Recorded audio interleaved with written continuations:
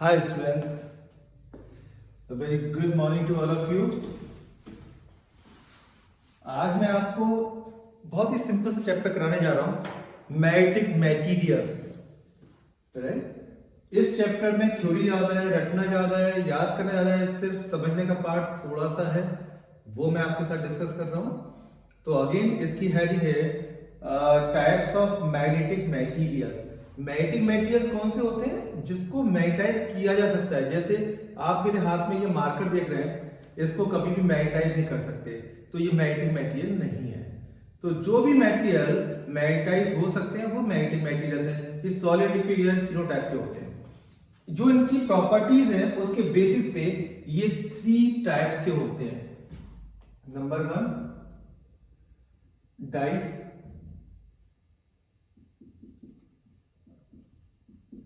Diamagnetic materials.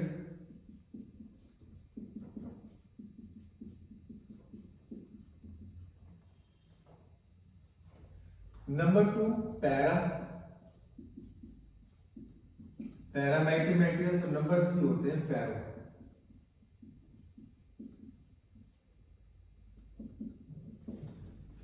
तीन तरह के होते हैं जिसमें कि डाईमैग्नेटिक मटेरियल की नेचर इन दोनों से बिल्कुल अलग होती है। इनफैक्ट इन दोनों की नेचर सिमिलर है, बट डिफरेंस ये है कि फेरोमैग्नेटिक मटेरियल में जो भी प्रॉपर्टी होती है वो मोर इंटेंस होती है।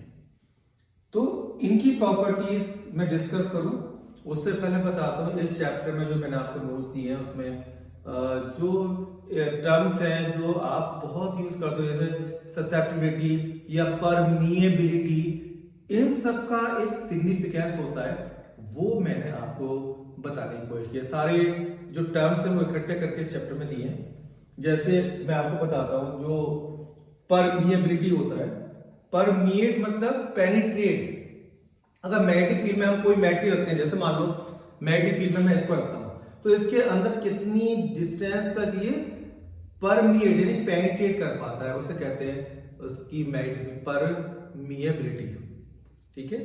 ऐसे ही ससेप्टिबिलिटी है कोई मैग्नेटिक मटेरियल कितना जल्दी मैग्नेटाइज हो जाता है।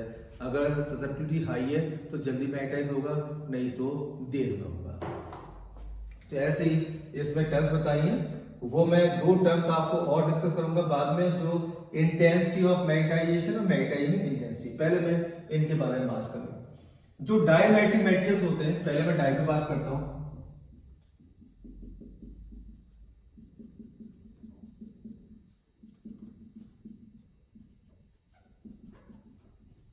डाईमैग्नेटिक मटेरियल्स हैं जिसमें मैग्नेटिक फील्ड डाई मतलब कि नहीं होता। Everything is made up of atoms या मॉलिक्यूल। तो एटॉमिक लेवल पे मैग्नेटिज्म नहीं होता, यानी कि इसका एटम या मॉलिक्यूल जो भी है उसमें नेट डायपोल मोमेंट 0 होता है। जब भी हम किसी मैटेरियल के बारे में ये कहना चाहते हैं कि इस मैटेरियल में मैग्नेटिज्म है, तो हम उसको कहते हैं कि इसमें कुछ डायपोल मोमेंट है या मैग्नेटिक मोमेंट है। और जिसमें मैग्नेटिक फील्ड नहीं है जिसका, उसे कहते हैं कि इसमें मैग्नेटिक मोमेंट 0 है। तो ये कहने का एक अच्छा तरीका है, तो उसको आप यूज करना है वर्ड को।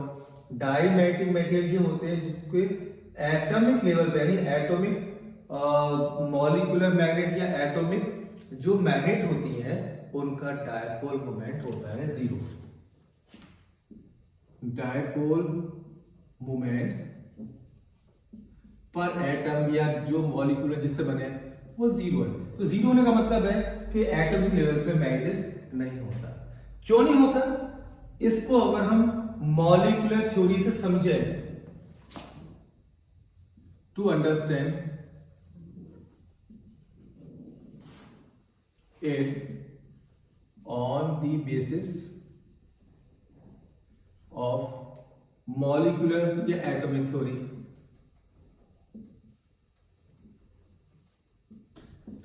एटम थ्योरी क्या है? ये न्यूक्लियस है और एक इलेक्ट्रॉन जैसे चारों तरफ रिवॉल्व होता है। अब इलेक्ट्रॉन के 2 तरह के मोशन होते हैं, एक रिवॉल्यूशनरी और एक स्पिन। जैसे अर्थ है, सन के चारों तरफ स्पिन भी करती है और रिवॉल्व भी करती है, तो 2 तरह के मोशन होते हैं। तो तो इसमें जो इलेक्ट्रॉन है उस पर चार्ज है, इस चार्ज के 2 टाइप्स के मोशन हो गए, एक स्पिन और एक रोटेशनल। तो रिवॉल्यूशन की वजह से जो मैग्नेटिक मोमेंट डेवलप होता है, क्योंकि हर मोशन का मीनिंग है करंट। जब भी चार्ज पार्टिकल मूव करता है तो इसे कहते हैं करंट फ्लो हो रही है, और करंट की वजह से मैग्नेटिक फील्ड होता है। तो यहाँ पे दो मैग्नेटिक फील्ड होते हैं और दो मैग्नेटिक मूवमेंट होते हैं, एक रिवॉल्यूशन की वजह से, एक स्पिन की वजह से। रिवॉल्यूशन की वजह से जो मैग्नेटिक मूवमेंट होता है उसे एम ले लो, और जो स्पिन की वजह से मान लो वो ms है। तो हर एटम में पर इलेक्ट्रॉन दो मैग्नेटिक मूवमेंट हो गए, और ये दोनों होते हैं इक्वल एंड अपोजिट, इसलिए कैंसिल हो गए, इक्वल एंड अपोजिट। तो ये एक दूसरे को कैंसिल करते हैं, इसलिए पर एटम इस पे कोई भी डायपोल मोमेंट नहीं होता। ये मैग्नेटाइज अभी इनिशियल स्टेज पे नहीं होते, मतलब बिना मैग्नेटिक फील्ड में ये रखे हुए मैग्नेटाइज नहीं होते। जब इनको मैग्नेटिक फील्ड में रखते हैं मैग्नेटाइज करने के लिए, तो बड़ी इंटरेस्टिंग फिनोमेना होती है, ये अपोजिट डायरेक्शन मैग्नेटाइज होते हैं। यानी जब भी डायमैग्नेटिक मटेरियल को आप रखोगे किसी भी मैग्नेटिक फील्ड में, यूनिफॉर्म मैग्नेटिक फील्ड में, क्योंकि मैग्नेटाइज करना है तो यूनिफॉर्म मैग्नेटिक फील्ड में ही रखना पड़ेगा। और अगर हम डायमैग्नेटिक मटेरियल को रख दें तो देखो एरो बता रहे हैं मैग्नेटिक फील्ड इधर है, इसका मैग्नेटिक फील्ड इधर की तरफ होगा, इसमें उल्टा है, ऑपोजिट डायरेक्शन में होता है। क्यों होता है वो भी मॉलिक्यूलर थ्योरी से समझ सकते हैं। मान लो कि जो भी मैग्नेटिक मोमेंट है, कोई एक मैग्नेटिक मोमेंट मैग्नेटिक फील्ड की डायरेक्शन में होता है, तो जो डायरेक्शन में होता है उसकी स्पीड स्लो हो जाती है, और जो अपोजिट डायरेक्शन में होता है उसकी स्पीड फास्ट हो जाती है। मान लो रिवॉल्यूशनरी यानी कि रोटेशनल जो मैग्नेटिक मोमेंट है ml, वो डायरेक्शन में है मैग्नेटिक फील्ड के, तो ये स्लो हो जाएगा, इसका मैग्नेटिक मोमेंट भी कम हो जाएगा, इसलिए डोमिनेट करेगा हमारा ms, स्पिन वाला मैग्नेटिक मोमेंट। तो इस पे एक नेट मैग्नेटिक मोमेंट आएगा, क्योंकि इसकी डायरेक्शन अपोजिट है तो इसमें opposite direction magnetic moment develop होगा। या अगर स्पिन मैग्नेटिक मोमेंट की डायरेक्शन मैग्नेटिक फील्ड में है तो ये स्लो हो जाता है, और जो रिवॉल्यूशन है वो फास्ट हो जाता है। तो रिवॉल्यूशन की वजह से मैग्नेटिक मोमेंट है वो ज्यादा हो जाता है, डोमिनेट कर गया, तो नेट मैग्नेटिक मोमेंट डेवलप होगा opposite to the magnetic field. ये इसकी खास बात है। इसकी और भी प्रॉपर्टीज है। अगर इसे किसी मैग्नेटिक फील्ड है, अब ये मैग्नेटाइज हो गया, मैग्नेटाइज होने के बाद किसी मैग्नेटिक फील्ड में रखोगे तो मैग्नेटिक फील्ड लाइंस को रिपेल करता है, यानी ये लाइन दूर चली जाएंगी, इस तरह चली जाएंगी, मैग्नेटिक फील्ड लाइंस को रिपेल करता है, जबकि ये दोनों पैरा और फेरो अट्रैक्ट करते हैं, ये रिपेल करता है। इसके अलावा इसकी जो मैग्नेटिक मटेरियल इसकी प्रॉपर्टी है कि अगर इसे मैग्नेटिक फील्ड में रखें तो ये हाई मैग्नेटिक फील्ड से वीकर मैग्नेटिक फील्ड की तरफ जाने की टेंडेंसी रखता है। जैसे मान लो एक यूट्यूब है, यूट्यूब में एक डायमैग्नेटिक मटेरियल का लिक्विड भरा हुआ है, यस मैग्नेटिक मटेरियल लिक्विड भी होते हैं, इसकी तरफ कोई हॉर्स मैग्नेट लाए, ये नॉर्थ और साउथ पोल पे मैग्नेटिक फील्ड ज्यादा होता है, तो क्या होगा ये लिक्विड डिप्रेस हो जाता है, ऐसे चल जाएगा, नीचे इसका जो सरफेस है लिक्विड का वो डिप्रेस हो जाएगा, ठीक है, जबकि इनका और इनका हो जाता है इंक्रीज। इसके अलावा मान लीजिए ये एक डायमैग्नेटिक मटेरियल है, तो इसके दो एक्सिस दिख रहे हैं, एक ये लेंथ लंबा वाला और एक ये छोटा वाला। तो हमेशा की टेंडेंसी होती है अपने स्मॉलेस्ट एक्सिस को अलाइन करते हैं मैग्नेटिक फील्ड में। जैसे ये मैग्नेटिक फील्ड है, अगर मैं इसको रखूंगा इसमें तो ये घूम के ऐसे हो जाएगा, बिकॉज ये डायरेक्शन और ये डायरेक्शन सेम है, तो इसने अपनी शॉर्टेस्ट एक्सिस को मैग्नेटिक फील्ड में अलाइन किया, जबकि पैरा एंड फेरो अपनी लॉन्गेस्ट एक्सिस को अलाइन करते हैं। तो अगर इन रखोगे एक स्ट्रिंग से लटका के तो ये ऐसे हो जाएंगे और डायमैग्नेटिक मटेरियल ऐसे हो जाता है, ठीक है।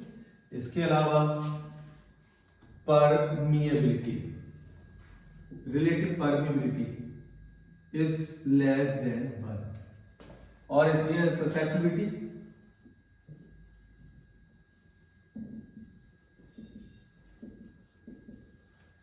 जो ससेप्टिबिलिटी होती है वो होती है हमारी माइनस में, क्योंकि जो ससेप्टिबिलिटी है उसकी वैल्यू होती है म्यू आर माइनस वन। अब म्यू आर की वैल्यू जब 1 से कम है तो माइनस में आएगा। तो हमेशा जिस मटेरियल की ससेप्टिबिलिटी नेगेटिव है, समझ जाओ डायमैग्नेटिक मटेरियल्स है। इसके अलावा इंटरेस्टिंग फैक्ट है, जितने भी कीमती मेटल ना, गोल्ड, सिल्वर, ये सारे डायमैग्नेटिक मटेरियल्स हैं। इसके अलावा आपने सुना होगा एक word super conductor. Only diamagnetic materials के ही सुपर कंडक्टर्स बनते हैं। तो डायमैग्नेटिक मटेरियल्स बहुत इंपॉर्टेंट, इवन बुलेट ट्रेन में इनका यूज होता है, बिकॉज जब भी इनको एक्स्ट्रा मैग्नेटिक फील्ड में रखते हैं तो ये रिपेल करते हैं उस मैग्नेटिक फील्ड को, खुद भी रिपेल होते हैं। तो जो बुलेट ट्रेन है वो ट्रैक पे थोड़ा सा ऊपर, इतना स्ट्रॉन्ग मैग्नेटिक फील्ड होता है, थोड़ा ऊपर आती है और बीच में एयर आ गए, फ्रिक्शन कम हो गया, स्पीड फास्ट हो जाती है। ठीक है, तो जो डायमैग्नेटिक मटेरियल की ससेप्टिबिलिटी माइनस में होती है, पैरा और फेरो की प्लस में होती है। पैरामैग्नेटिक मटेरियल की relative permittivity little bit more than 1 होती है और इसकी 1 से बहुत ज्यादा, इवन 100 और 1000 तक भी हो सकती है फेरो की। तो जो इसकी प्रॉपर्टी है वो इसकी है, बट इसकी मोर इंटेंस है, ज्यादा है। ठीक है, टेम्परेचर का ये सबसे इंपॉर्टेंट, टेम्परेचर का इफेक्ट ससेप्टिबिलिटी पर डायमैग्नेटिक मटेरियल में नहीं होता। ठीक है, no temperature effect.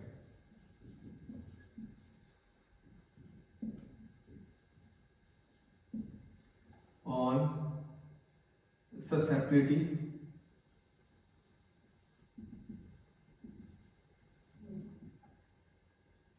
of diamagnetic material।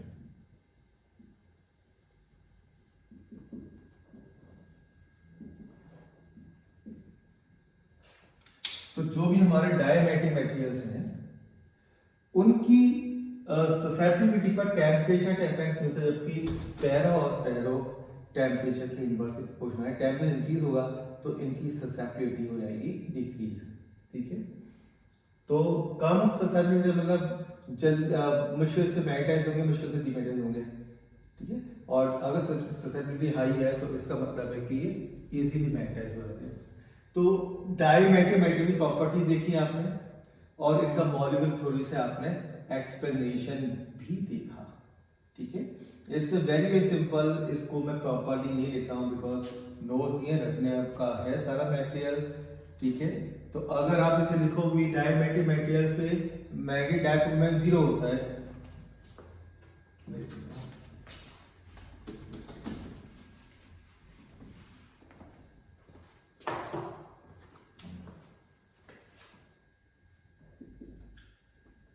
Magnetic moment पर एटम इज इक्वल टू 0। ये डायमैग्नेटिक मटेरियल की बात कर रहे हैं।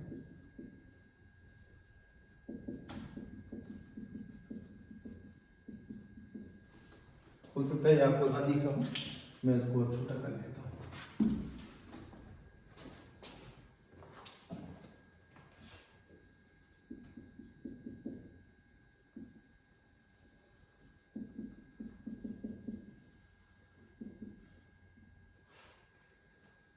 इसमें सबसे चीज है कि इसमें magnetic moment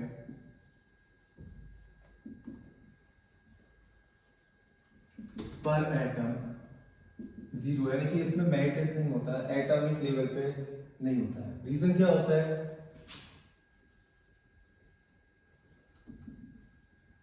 there are 2 types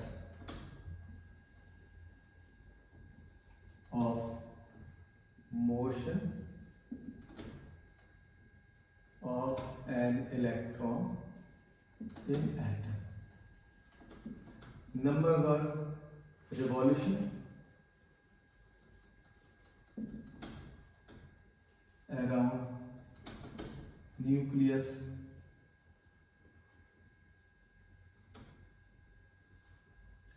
Number 2, spin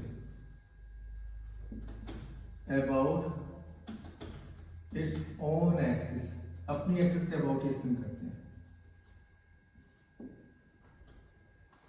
So there are two magnetic moments.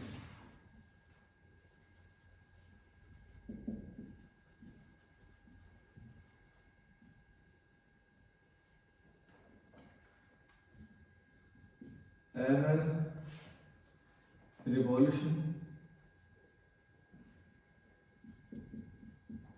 magnetic moment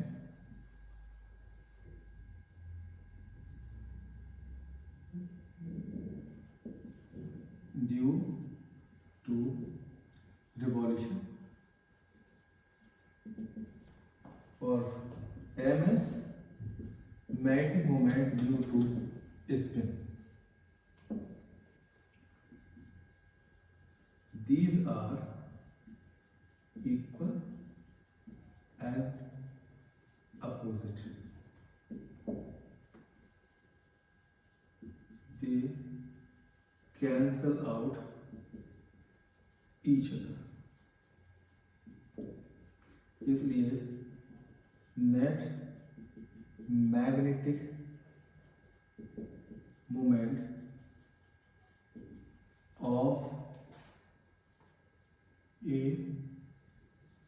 diamagnetic atom is equal to 0। इसमें कुछ नहीं होता, डाई है बना हुआ है, इसका मैग्नेटिक मोमेंट नहीं होता। लेकिन जब हम इसको एक्सटर्नल मैग्नेटिक फील्ड में रखते हैं तो इस पे अपोजिट डायरेक्शन मैग्नेटिक फील्ड होता है। As it is placed in external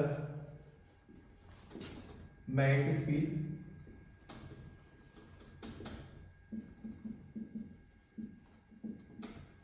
it is magnetized in opposite direction.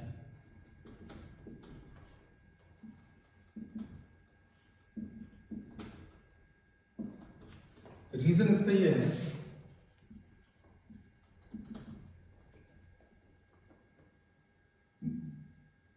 The motion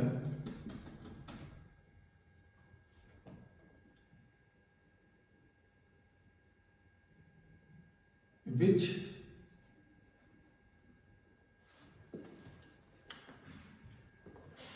magnetic moment कर लीजिए,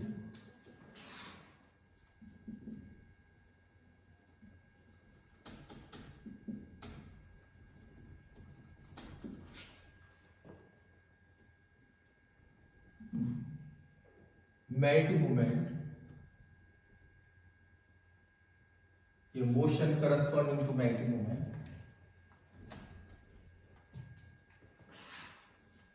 motion of electron corresponding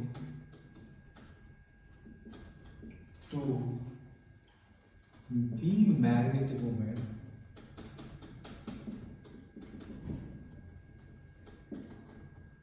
which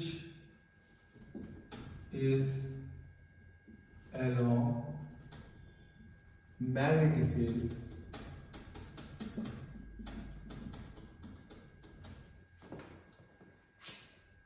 data, यानी स्पीड कम हो जाती है and the speed of electron, spin या revolution का मतलब है इंक्रीजेस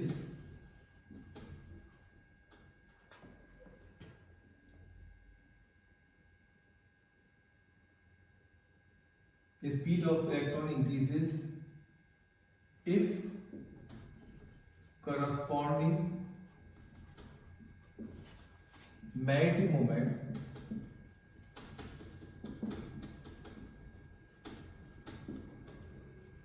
is opposite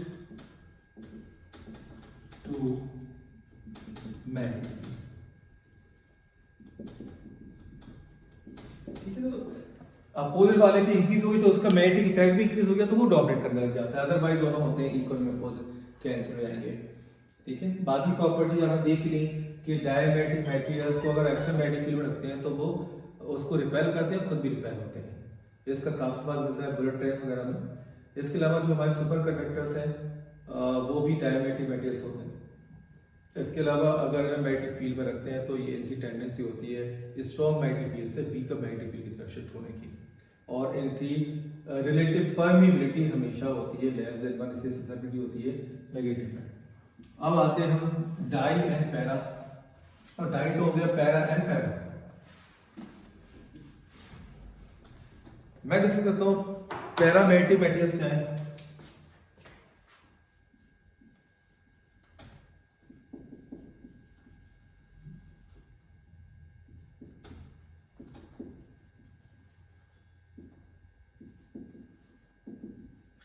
जो हमारे पैरामैग्नेटिक मटेरियल्स हैं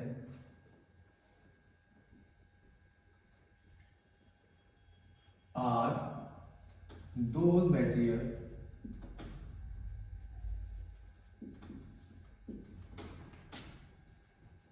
which have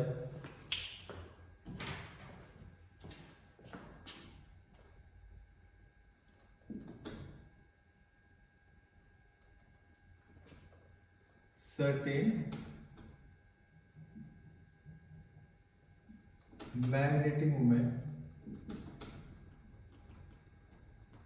पर एटम, यानी इसमें एटम के लेवल पे मैग्नेटिक मोमेंट होता है, मैग्नेटाइज होते हैं। मींस इस एटम और molecule are magnet.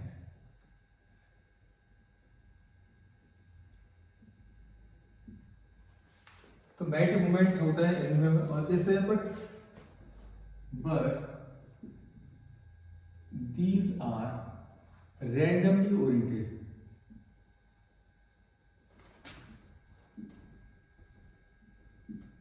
so they cancel out magnetic moment of each other.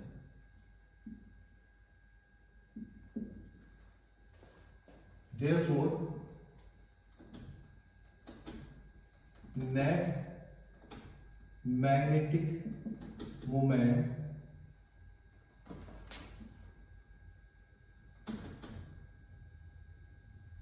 in the absence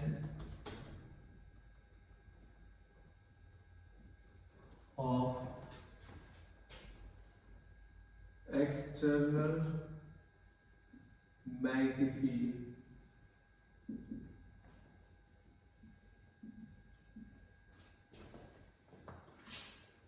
is 0।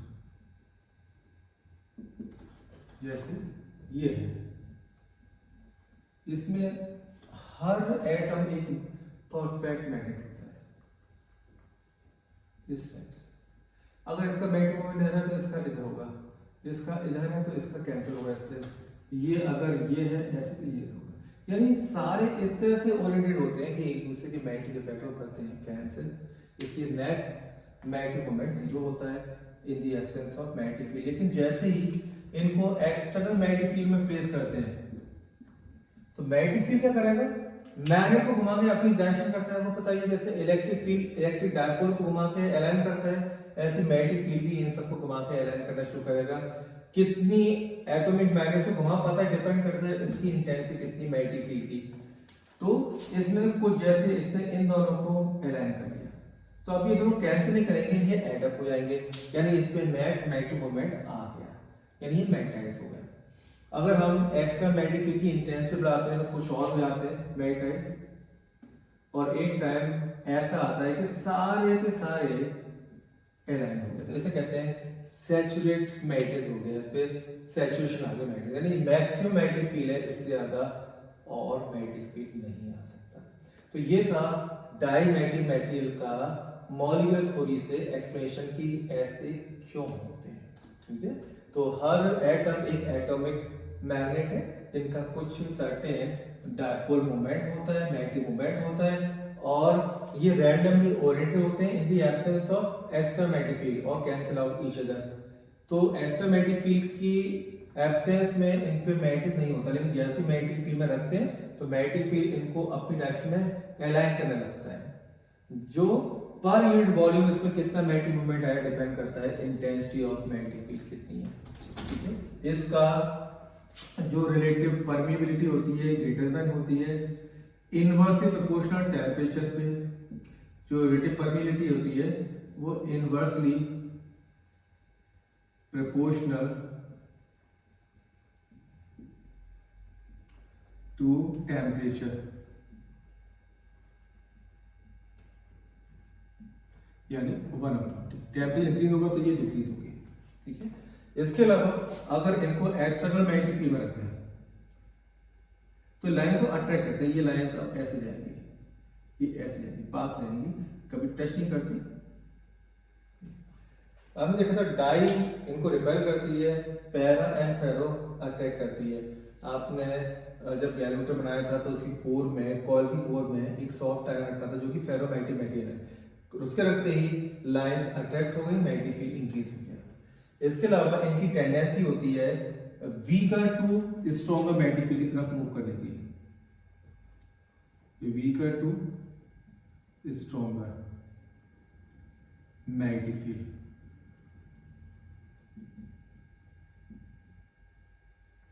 इनको अगर U2 बेस का कोई लिक्विड ले तो पोल्स के पास आने पर ये इनका लेवल इंक्रीज होता है इस डायरेक्शन में। अगर हम नॉर्थ साउथ इधर मैग्नेटिक फील्ड करते हैं तो ये इनका लेवल इंक्रीज होता है। डाई में डिप्रेस होता है, ये इंक्रीज हो जाता है लेवल। इसके अलावा इसकी ससेप्टिबिलिटी होती है मोर देन 1।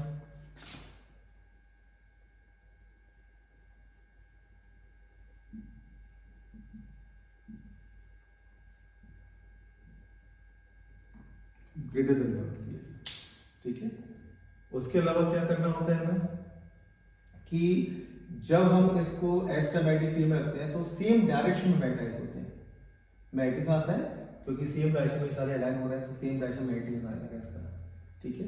और टेम्परेचर इंक्रीज होगा तो रिलेटिव परमिएबिलिटी डिक्रीज होगी, ये भी ध्यान रखना, ठीक है। तो ये इसकी प्रॉपर्टीज थी। ऐसे ही फेरोमैग्नेटिक मटेरियल पे आते हैं। जो हमारा फेरोमैग्नेटिक मटेरियल है वो स्ट्रॉन्ग और इंटेंस प्रॉपर्टी रखते हैं। फेरो में क्या होता है, डोमेन्स होते हैं।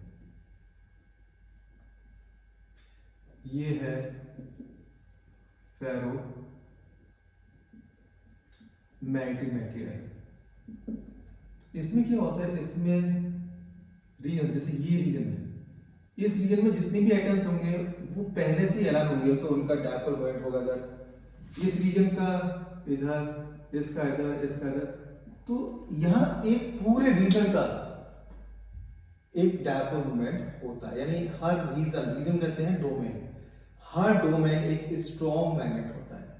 तो एक डोमेन के जितने भी एटम्स या मॉलिक्यूल्स होंगे वो पहले से ही अलाइन होते हैं इकट्ठे।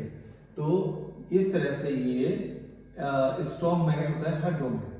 But in the absence of extra magnetic field ही कैंसिल कर रहे हैं, डोमेन एक दूसरे को मैग्नेटिक फील्ड को कैंसिल कर रहे हैं। लेकिन जैसे एक्सटर्नल मैग्नेटिक फील्ड में रखते हैं तो दो बात में से एक हो सकती है। नंबर 1, जो डोमेन मैग्नेटिक फील्ड के अलोंग है, जैसे हमने इसको इस डायरेक्शन के मैग्नेटिक फील्ड में रखा, तो जिनकी डायरेक्शन, जिस मैग्नेटिक की डायरेक्शन मैग्नेटिक फील्ड में है उसका साइज बड़ा हो जाएगा और जिसका अपोजिट है वो छोटा हो जाएगा। बाकी कैंसिल करेंगे, यानी इस पे ये मैग्नेटिक मूवमेंट डोमिनेट करेगा। तो जिस मैग्नेटिक फील्ड में रखते हैं ये उसी डायरेक्शन में मैग्नेटाइज होते हैं। तो एक बात तो ये हो सकती है, या दूसरी बात ये हो सकती है कि सारे के सारे डोमेन्स के मैग्नेटिक मूवमेंट सेम डायरेक्शन हो गए इस टाइप से। तो ये सेम डायरेक्शन मैग्नेटाइज हो गया। इसकी जो रिलेटिव परमिएबिलिटी होती है वो फार ग्रेटर देन 1 है, 100 और 1000 में भी होती है, इसलिए इसकी ससेप्टिबिलिटी जो होती है वो पॉजिटिव होती है। इसको जब मैग्नेटिक फील्ड में रखते हैं, सेम प्रॉपर्टीज है जो पहला की थी, तो मैग्नेटिक फील्ड है इसको अट्रैक्ट करती है। ठीक है, इसकी जो परमेबिलिटी है ये प्रोपोर्शन होती है 1/T, यानी टेम्परेचर के इनवर्सली प्रोपोर्शन होती है। ठीक है, जबकि सिर्फ डायमेट्रिक मटेरियल है जिनकी परमेबिलिटी टेम्परेचर पर डिपेंड नहीं करती, बाकी इनकी करती है। इसके अलावा अगर इसको रखते हैं मैग्नेटिक फील्ड में तो ये वीकर से स्ट्रॉन्गर की तरफ मूव करने की टेंडेंसी रखते हैं। ठीक है, इसलिए इनका लेवल इंक्रीज होगा अगर मैग्नेटिक फील्ड में रखो इनको। ठीक है, तो ये कुछ प्रॉपर्टीज बहुत हमारे काम की थी। इसमें एक क्वेश्चन सीबीएसई बोर्ड में जरूर आता है 1 मार्क्स का प्रॉपर्टीज पे, तो ये प्रॉपर्टीज के बारे में थी। अब मैं एक छोटा टॉपिक बता रहा हूँ जो आपके सीबीएसई कोर्स में नहीं है, तो इस टॉपिक को लाइटली देखो, ये इसमें से कुछ आएगा नहीं, बट ये जीके के लिए और इसमें कुछ एक दो चीज है जो आपको पता होनी चाहिए, इसलिए मैं टॉपिक कर रहा हूँ। जस्ट हार्डली 5 मिनट्स के बाद क्या होता है, अगर हम ये मान लो मैग्नेटिक फील्ड है, इसमें किसी मैग्नेट को रखते हैं, तो मैग्नेटिक फील्ड जो इसको मैग्नेटाइज कर रहा है उसकी इंटेंसिटी कहते हैं मैग्नेटाइजिंग इंटेंसिटी। और ये मैग्नेटाइजिंग, और जिस मटेरियल में मैग्नेटिज्म डेवलप होगा उस मटेरियल की मैग्नेटिज्म को कहते हैं intensity of magnetizing, intensity of magnetization. Magnetizing intensity, intensity of magnetization. Magnetic, इन दोनों के बीच में ग्राफ प्लॉट करें तो उसे कहते हैं मैग्नेटिक हिस्टैरिसीस कर्व। तो इसमें मैं स्टील का और आयरन का आपको ड्रॉ करके दिखा रहा हूं। स्टील का इस पे आएगा मैग्नेटाइजिंग इंटेंसिटी,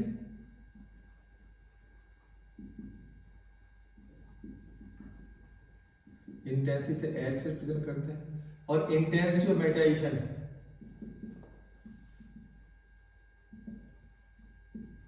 ऑफ मैग्नेटाइजेशन। ठीक है, तो जो मटेरियल है उसकी इंटेंसिटी में कितना मटेरियल डेवलप हुआ, तो extent to which this material is magnetized is called intensity of magnetization. दोनों पहले जीरो है, इसको हम फील्ड में रखते हैं, अभी फील्ड में रखा तो दोनों जीरो है, यहां से स्टार्ट होगा। जब हम इसको एक्स्ट्रा मैग्नेटिक फील्ड में रखते हैं तो इसके एटम्स धीरे धीरे अलाइन होने लगते हैं, तो इसमें मैग्नेटिक फील्ड इसके साथ साथ इंक्रीज होता है इसे, और एक टाइम ऐसा आएगा सैचुरेट हो गया, यानी सारे के सारे अलाइन हो गए, सारे अलाइन हो गए। अभी सैचुरेट हो गया, अब और ज्यादा मैग्नेटाइजिंग इंटेंसिटी इंक्रीज करेंगे। मैग्नेटाइजिंग इंटेंसिटी को मैग्नेटाइजिंग फोर्स भी कहते हैं, ध्यान रखना, फोर्स भी है इसका नाम। उसके बाद हम जब इस मैग्नेटिक फील्ड जिसकी वजह से मैग्नेटाइज हुआ उसको कम करने लगते हैं, तो ग्राफ वापस ऐसे नहीं लौटेगा, किसी और पास से लौटेगा।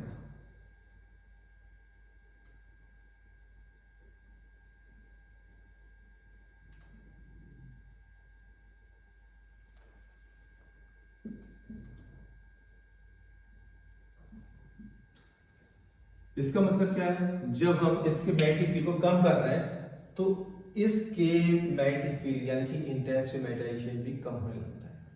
अब यहाँ पे देखो कि ओरिजिन पे हमने ये मैग्नेटिक फील्ड हटा दिया, जिसमें रखा हुआ था पूरा जीरो कर दिया। इसके जीरो करने पर भी इसका मैग्नेटिक फील्ड जीरो है, इसमें कुछ बचा रह गया, इसे कहते हैं रिटेंटिविटी। ये जो पार्ट देख रहे हैं दिस इज रिटेंटिविटी या रेसिडुअल मैग्नेटिज्म। कितना मैग्नेटिक फील्ड बचा रह गया मैग्नेटिक फील्ड हटाने के बाद भी। फिर हमने इस मैग्नेटिक फील्ड को जो रखा था इसको अपोजिट डायरेक्शन कर दिया। अब देखिए इसके मैग्नेटिक फील्ड इस डायरेक्शन में और जिसमें रखा है वो अपोजिट डायरेक्शन में, तो अपोजिट डायरेक्शन वाला इसके एटॉमिक मैग्नेट को डिस्टर्ब करेगा और अपनी तरफ घुमाने की कोशिश करेगा, तो एक टाइम ऐसा आएगा कि इसका मैग्नेटिक फील्ड जीरो हो जाएगा। तो आप देखो इस पॉइंट पर, देखो इस पॉइंट पर इन मैग्नेटाइजिंग इंटेंसिटी कुछ है बट y एक्सिस की वैल्यू जीरो है। तो ये जो आप डिस्टेंस देख रहे हैं दिस इज कोएर्सिविटी।